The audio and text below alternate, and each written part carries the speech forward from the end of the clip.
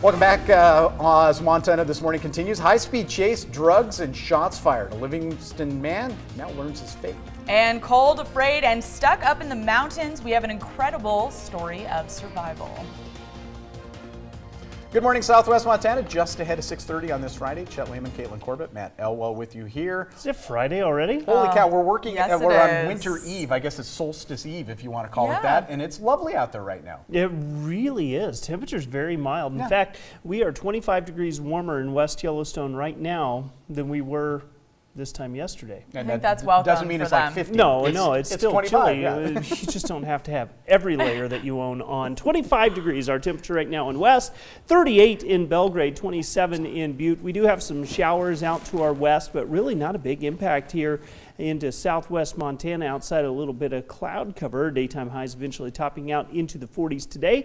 Stay there for most of the weekend. We'll take a look at your Christmas forecast coming up in just a few minutes. All right, thank you, Matt. Time now 6:30, and 2 more people are facing charges this morning after Tuesday's triple murder in Great Falls. Yeah, Amanda Gilbreth, an acquaintance of the shooting suspect, now charged with obstructing justice. Now, at first, Gilbreth denied she saw Ricky Gardapi in the days leading up to the murders. Now, she admits to police that Gardapi was actually at her home the day before the shooting. Another man, John Comiatas, is charged with tampering with physical evidence and resisting arrest. And a Livingston man who led police on a chase and fired shots at officers was sentenced yesterday in district court. 37-year-old Shaughnessy Allen Cole will spend 13 years in federal prison and 5 years on supervised release. Cole is charged with drug trafficking crimes, including possession of meth. Back in July of 2018, a Park County Sheriff's deputy tried to pull Cole over, and that's when he gave the deputy a false name, sped off, and fired a gun from the driver's side window. Cole was later taken into custody the next day after he was spotted walking around on the balcony of someone's home. In other court news, a Butte man yesterday entered a not guilty plea in connection with a stabbing incident at a bus stop back in October. Lawrence Jensa is charged with felony assault with a weapon for stabbing another man several times during a fight that happened at a bus stop near Walmart on Harrison Avenue. The victim survived the attack. Jensa remains in jail on a $50,000 bond.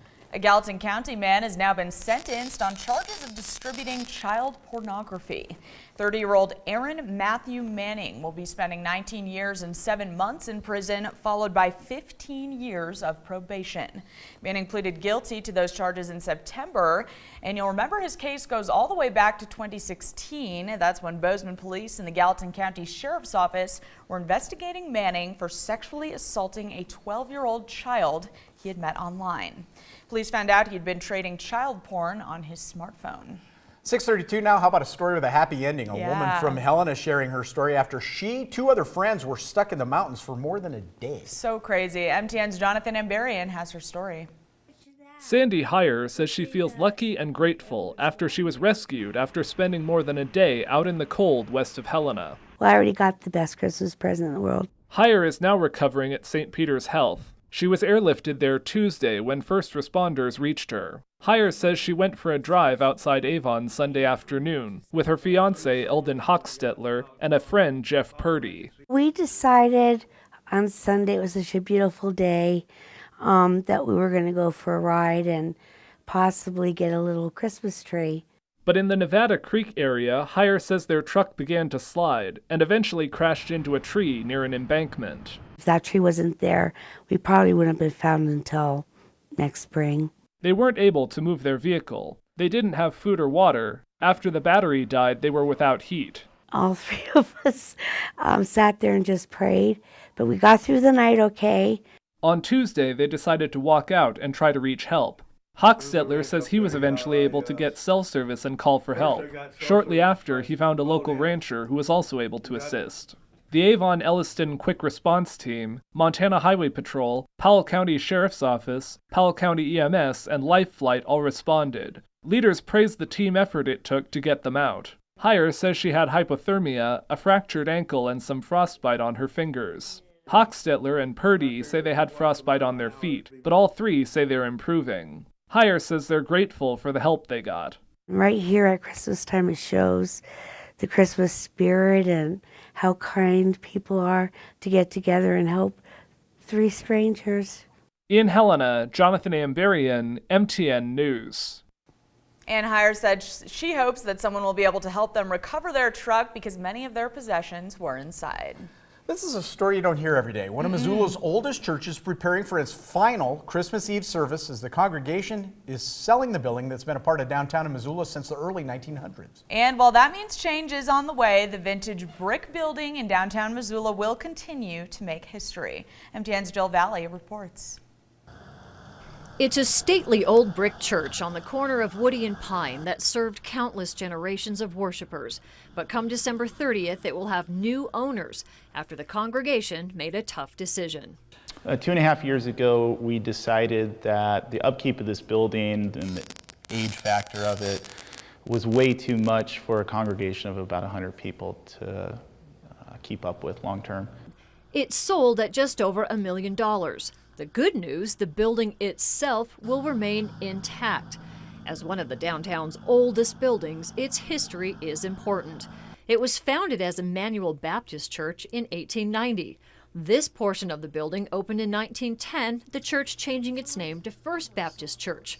In 2015, the church officially changed its name again to River Valley as it looked toward the future of its ministry in Missoula. And a new location is part of that future because Pastor David Lodwig says being a downtown church is difficult. I know a lot of our older congregations that are still downtown struggle down here because life has moved away from downtown Missoula. Statistics show us that the average person in America goes to church within 1 square mile of their house. So to be this far removed from where the majority of particularly younger families live in Missoula, it's difficult to continue to grow and thrive, being so far removed from their circles and paces of life. This church has been a part of downtown Missoula since the early 1900s. The legacy of what it represents will remain for generations to come, although serving in a different capacity. When you see old buildings like this that have been used by generations and generations of people, you begin to understand the weight of what came before you. There's a legacy here. Even as a church, we're looking at the proceeds of the sale and understand that it's not just a lump amount of money that we're getting, it represents a long history and all of the people that came before us. So there's a lot of weight that comes with this transition. It is not public yet what business will open in this space, but the new owners are allowing River Valley to use part of the building rent-free for the next 6 months. Meanwhile, after 129 years, the congregation is preparing for its final Christmas Eve service and looking forward to what the future will bring. In Missoula, Jill Valley, MTN News. Lodwig says the plan is to keep the stained glass where it is, and the church plans to hold an estate sale that includes the pews sometime next year. Unfortunately, cold and flu season came early this year, so many of us will be spending the holidays trying not to get or give the gift of germs from our loved ones. And go figure, doctors say proper hand washing is one of the best ways to protect yourself and others from getting sick. CBS's Tom Hansen has more on when and how to actually wash your hands. It's a simple and easy way to avoid getting sick or passing viruses and bacteria to others. Washing hands, but many of us are not doing it right or as often as we should. We want to wash for about 20 seconds or so, but that's not from start to finish. 20 seconds of actually having the soap and lather on your hands and making sure that that lather gets all over the place, under your fingernails and between the fingers themselves. Dr. Frank Esper is a pediatric infectious disease specialist at the Cleveland Clinic. While soap and water is usually better, he says alcohol-based hand sanitizers are a good option. Look for products that contain at least 60% alcohol. Rub the gel all over until hands are dry.